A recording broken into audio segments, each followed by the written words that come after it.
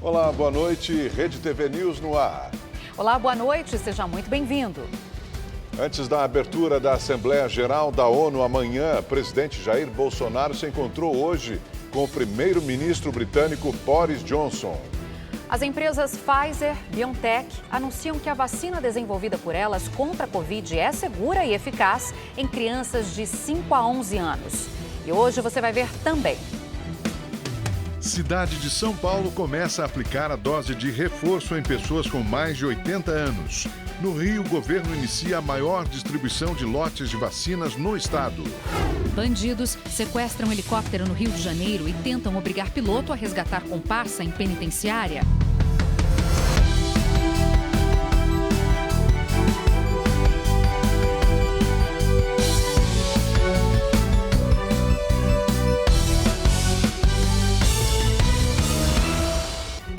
Após o presidente do Senado, Rodrigo Pacheco, do Democratas, devolver a medida provisória que alterava o Marco Civil da Internet e dificultava a remoção de fake news, o presidente Jair Bolsonaro enviou um projeto de lei sobre o mesmo tema ao Congresso Nacional.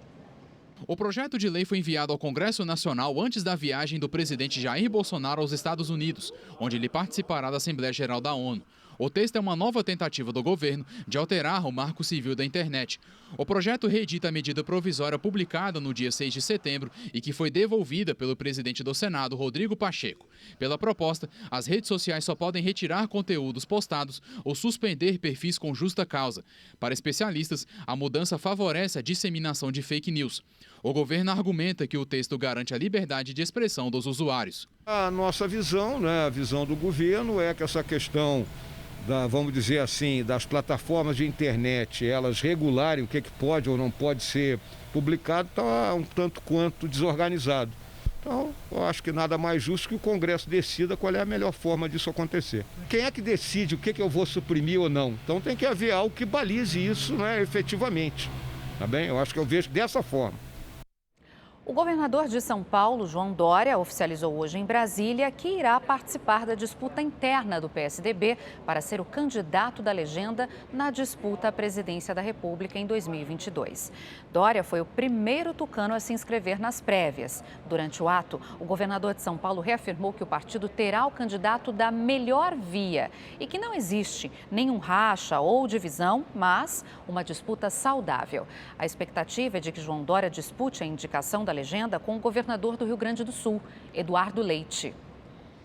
O Ministério da Educação tem 48 horas para comprovar que reabriu as inscrições do Enem para os candidatos com direito à isenção da taxa e que faltaram à prova da última edição. A determinação foi do ministro Dias Toffoli, do Supremo Tribunal Federal.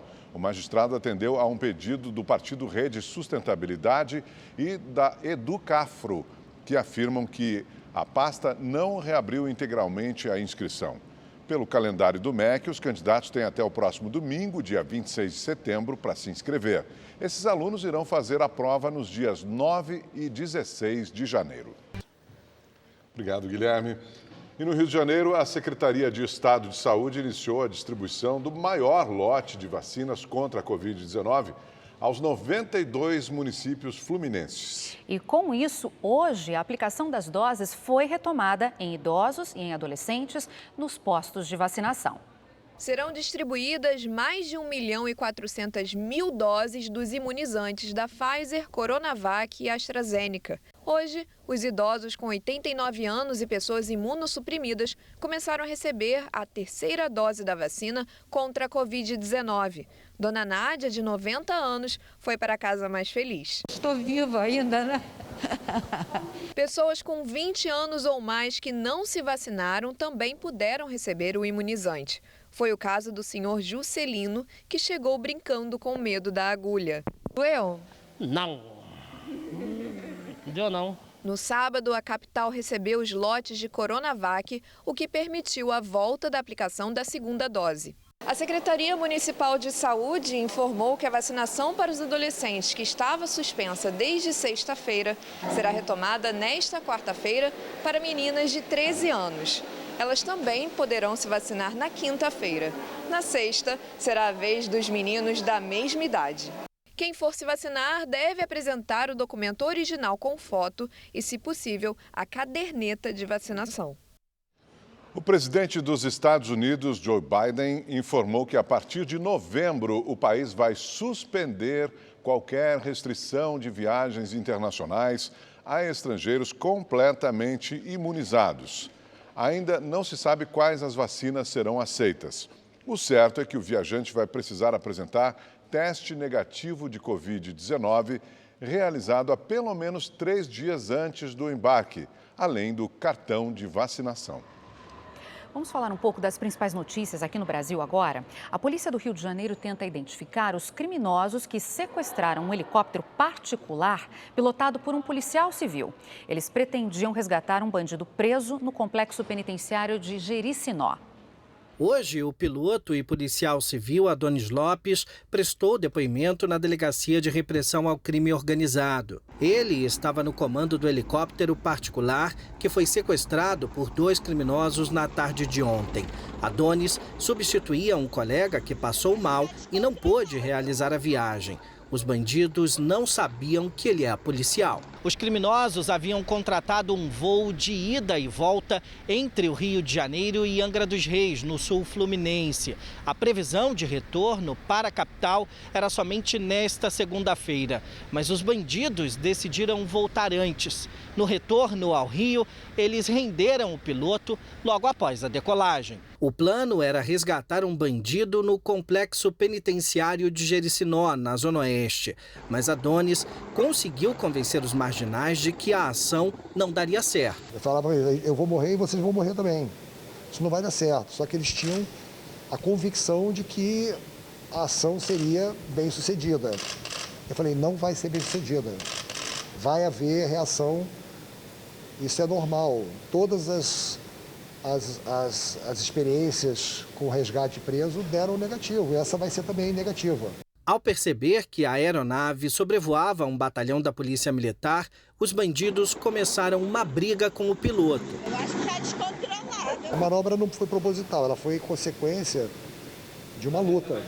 Eu tentando pousar e tentando evitar o choque da aeronave com os obstáculos. Com a ação frustrada, os criminosos mandaram que o piloto os levassem até Niterói, na região metropolitana, onde fugiram. Depois, o policial pousou em segurança no grupamento aeromóvel da Polícia Militar. Eu não ia viver com o estigma de resgatar preso, eu, depois de tudo que eu fiz, com o meu trabalho de combate à criminalidade, não ia conseguir conviver bem com essa situação. A polícia tenta identificar quem são os bandidos que sequestraram o helicóptero e qual criminoso eles pretendiam resgatar. A gente já tem alguns suspeitos para serem identificados. Acredito que hoje ainda a gente saiba qual foi a facção criminosa responsável por esse sequestro. E a gente espera em breve dar uma resposta. Uma mulher foi feita refém pelo ex-companheiro por mais de 3 horas hoje em Salvador. Segundo a polícia, João Lima invadiu o imóvel onde estavam a ex-esposa e os 2 filhos do casal. Ele chegou a exigir o pagamento de R$ 8.000 e a presença de um advogado para que ela fosse libertada. Após horas de negociação, os policiais militares conseguiram convencer o homem a se entregar. A vítima sofreu ferimentos leves e o acusado vai responder pelo crime de cárcere privado.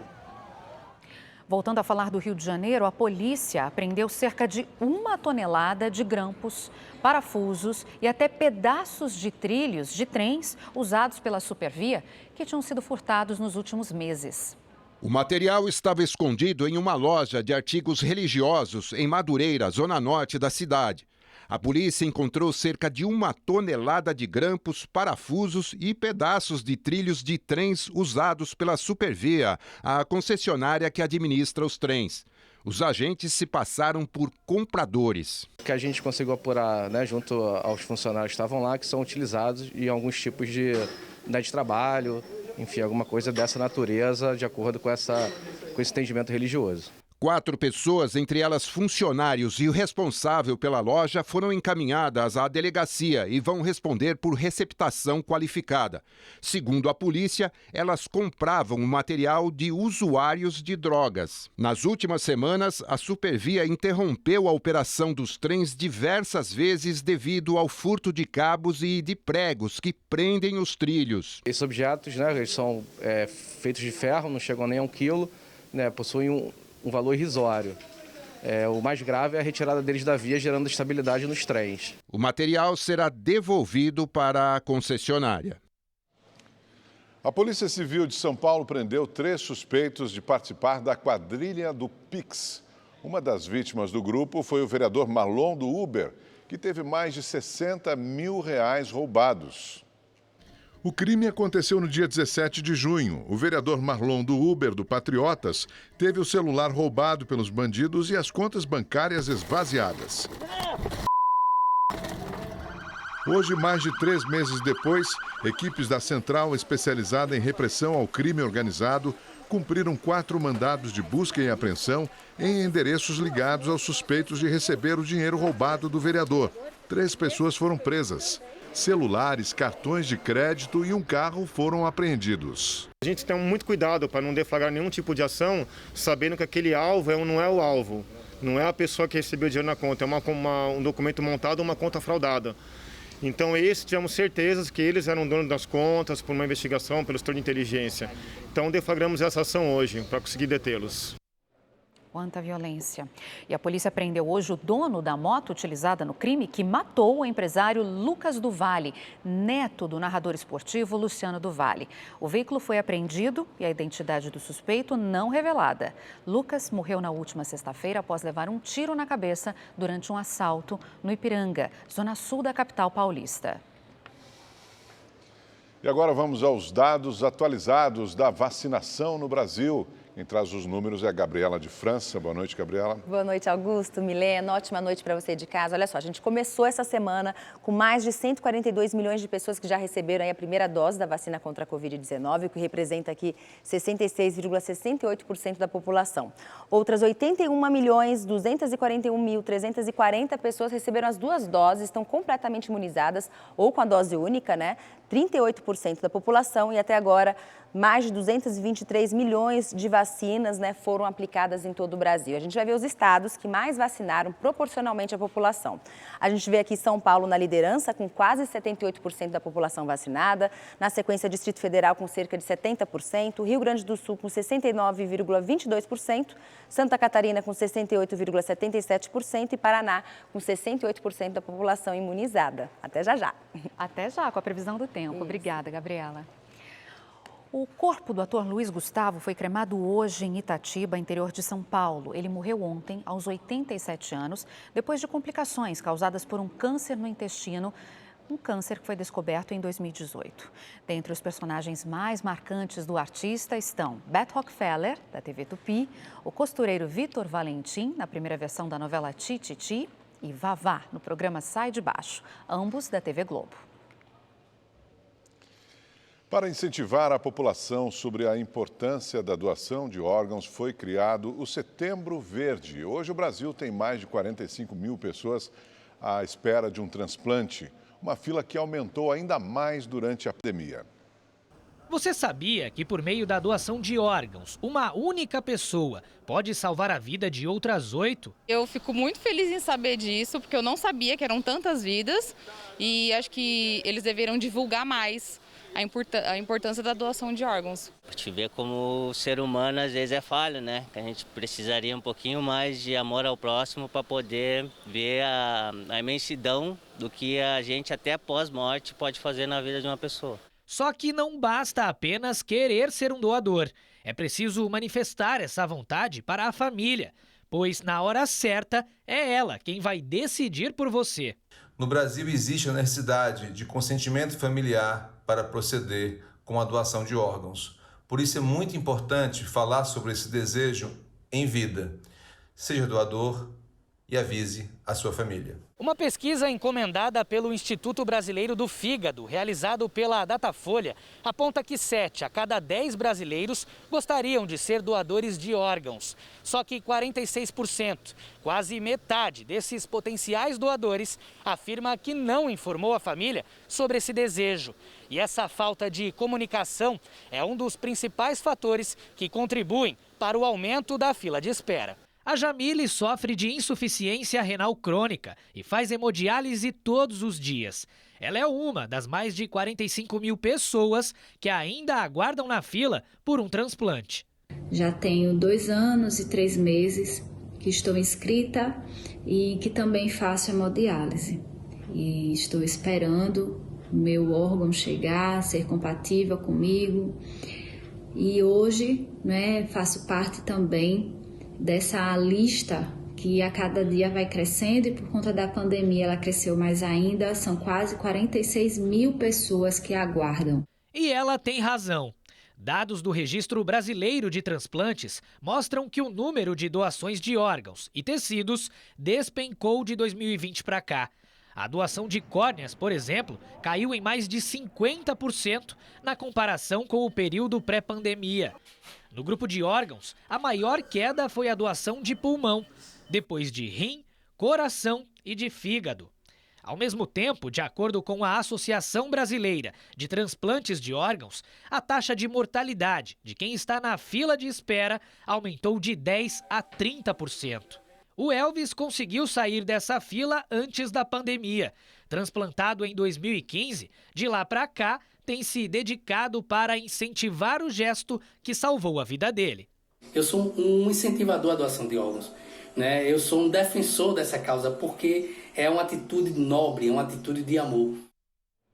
Continuando a falar de amor, então, você acredita que a voz da mãe pode diminuir dor em bebês prematuros? É o que mostra um estudo da Universidade de Gênova, na Itália. O objetivo dessa pesquisa é encontrar formas de substituir medicamentos que, na maioria dos casos, não são recomendados nessa fase. E desespero a procurar alguma forma de me falar como é grande o meu amor por você. Um amor que começou antes da chegada do Pedro. Na barriga, a Carol já cantava e conversava com o bebê. Ele nasceu prematuro e esse diálogo foi essencial nas 2 semanas em que ficou na UTI. E o papo de mãe para filho virou hábito. Durante o banho eu tô conversando, quando eu tô vestindo a roupa eu tô conversando, quando ele tá assistindo televisão e eu tô fazendo alguma coisa eu venho aqui e tô sempre conversando com ele. Então eu percebo que ele se sente muito seguro, né? Com isso, de eu estar sempre falando, ele vê que eu estou sempre perto dele, então acaba que eu passo essa segurança. A Dalila se reveza com o marido para sempre estarem pertinho da Heloísa, nesse período em que ela vai ficar na UTI, já que nasceu de 34 semanas. Ela dá uma risadinha de canto de boca, ela sempre dá, não só comigo, com o pai dela também. O estudo da Universidade de Gênova, na Itália, acompanhou bebês que nasceram antes da 37ª semana de gestação. Os pesquisadores notaram que o nível de dor caía de 4,5 para 3,8 quando as mães cantavam e para 3 quando conversavam com os recém-nascidos. Já os níveis de ocitocina, um dos hormônios da felicidade, aumentavam com a voz da mãe. Quando a gente atende a criança na sala de parto, assim que a criança nasce, ela pode estar chorando. A hora que você pega a criança e leva próxima da mãe, só o fato de você levar ela próxima da mãe, ela para de chorar, ela se acalma, ela fica tranquila. Os pesquisadores comprovaram a eficácia da presença da mãe na UTI neonatal. A intenção foi justamente essa, buscar alternativas aos medicamentos, que na maioria dos casos não são recomendados nessa fase. O cérebro em desenvolvimento, né? O cérebro se desenvolve muito. Então, por exemplo, uma criança que nasce, ela tem um cérebro de 300 gramas de peso, com 2 anos de idade vai estar de 1 quilo. E aí, o fato de você dar medicamento, você pode prejudicar o desenvolvimento cerebral dessa criança. O pai não é esquecido. A presença dele também é notada pelo bebê. Sempre quando toco nela, ela sempre dá uma reação, né? Eu sempre, quando estou aqui, sempre falo que papai está aqui para deixar ela mais calma, sempre topo nela. Ela sempre dá uma reação. A Procuradoria-Geral da República voltou a defender que o Supremo Tribunal Federal conceda prisão domiciliar para o presidente nacional do PTB e ex-deputado Roberto Jefferson. Segundo a PGR, Jefferson não oferece risco à sociedade por causa da fragilidade física e por estar proibido de se comunicar. O ex-deputado federal foi preso em agosto por determinação do ministro do STF, Alexandre de Moraes, por incitação ao crime e ameaças às instituições. No início deste mês, Moraes autorizou que Jefferson deixasse a prisão usando tornozeleira para uma consulta médica, mas negou o pedido de prisão domiciliar. Nos últimos dias, o Banco Central divulgou a prévia do Produto Interno Bruto Brasileiro. O índice teve uma alta de 0,6% em julho, na comparação com junho. E se esse comparativo for feito com 2020, o crescimento é ainda maior, quase 6%. Resultados que mostram que a economia começa a apresentar sinais de crescimento. A pandemia do novo coronavírus desacelerou o crescimento brasileiro no último ano. Entretanto, o avanço da vacinação aponta indicadores mais otimistas para a economia brasileira. O desemprego atingiu 14 milhões de brasileiros. Porém, o primeiro semestre de 2021 terminou com a criação de 1,5 milhão de novas vagas com carteira assinada. Os setores que mais empregaram foram de serviços e comércio, indicando uma aceleração dos negócios no país. Mas nós possamos ter um cenário mais pró-otimista nesse sentido, já começar a recuperar alguns postos que foram perdidos. Lembrando que principalmente os setores que ficaram fechados, que são os setores de ensino, já estão voltando, então muitos setores empresariais estão voltando à sua capacidade plena, então elas têm que retomar esses postos de trabalho e isso acaba dando o fluxo circular da renda, que nós chamamos de na economia. Quando você vende a sua força de trabalho e recebe a renda, e a renda retorna para as empresas com forma de demanda. Então, conforme esse fluxo circular vai aumentando, a economia vai se aquecendo e mais postos de trabalho vão gerar. Se a gente encarar essa situação como uma estrada, é possível observar que ainda existe um longo caminho pela frente. Inclusive, nos últimos meses, esse trajeto foi cheio de obstáculos. Com a alta da inflação, do dólar, dos combustíveis e o aumento do desemprego. Mas a expectativa é que daqui para frente essa estrada rumo ao crescimento econômico seja um pouco mais regular, sem tantos buracos ou curvas pelo caminho. A estimativa do governo é que o Produto Interno Bruto brasileiro, que é a soma de todas as riquezas produzidas no país, cresça acima dos 5%. Isso significa que nós já estamos tendo, ainda não lógico, na maneira que nós esperamos, mas já um cenário positivo, conseguir uma ampliação de um PIB já ultrapassando a casa dos 5%, isso já traz um alívio assim, para o setor produtivo. E essa retomada econômica já pode ser vista no PIB dos estados da federação. O maior do país também está na dianteira. Segundo a Fundação SEAD, o PIB de São Paulo pode crescer até 7,8% neste ano. Nós temos que entender que os estados eles têm a sua independência e tem a sua própria economia. Então, quer dizer, o estado de São Paulo, Minas, Rio, cada uma delas tem a sua própria autonomia econômica. Então, eles conseguem fazer a sua autogestão.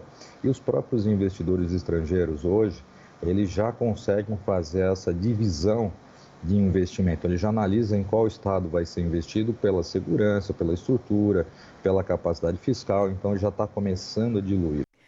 Vamos então aos números da Covid-19 no Brasil. Segundo dados do Ministério da Saúde, temos 20.230.000 pessoas recuperadas da doença, 425.000 pessoas ainda em acompanhamento e desde o início da pandemia, quase 591.000 pessoas morreram em decorrência do novo coronavírus. Chegou a hora da gente conferir a previsão do tempo para todo o Brasil com Gabriela de França. Gabriela, inverno quente esse, hein? Muito quente, Milena. Inclusive, hoje São Paulo foi a tarde mais quente do ano. Já já a gente vai falar disso. E além do calor, né, o clima seco também continua sendo destaque aí. Esse clima quente e seco, né, contribui muito para a ocorrência de incêndios que tem se espalhado aí por todo o país. A gente vê imagens da Chapada dos Veadeiros, onde o fogo, gente, já dura há mais de 7 dias, mais de uma semana. semana já conseguiu uma área equivalente a 18 mil campos de futebol. Até o Redemoinho se formou por lá por conta desse clima extremamente seco. Do Cerrado, a gente vai para a Amazônia, onde a gente também teve um dado preocupante hoje, tá? Esse foi o agosto com a maior taxa de desmatamento dos últimos 10 anos. Bom, amanhã só tem previsão de chuva para valer mesmo aqui, olha, no extremo norte do Brasil. O ar seco continua predominando e tem alerta para baixa umidade do ar, clima extremamente seco e também muito quente nessa área em destaque aqui, pegando todo o interior do Brasil.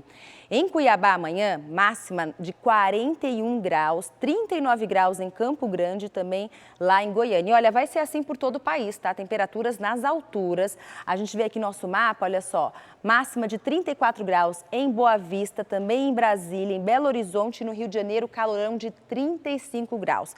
O clima só fica mais ameno, com temperaturas mais baixas aqui no sul, entre Santa Catarina e o Rio Grande do Sul.